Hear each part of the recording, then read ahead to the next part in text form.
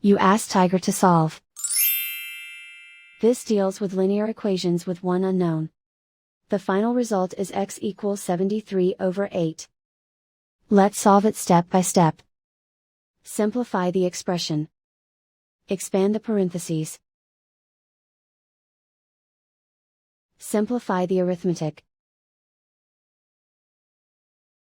Group like terms.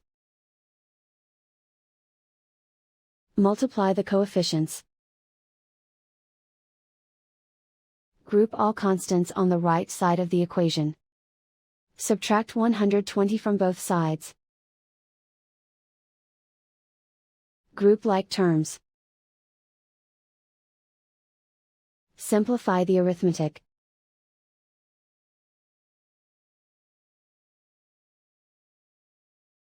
Isolate the x. Divide both sides by -8. Cancel out the negatives.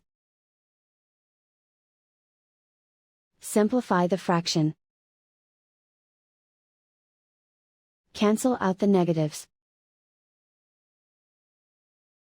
And so the final result is x equals 73/8.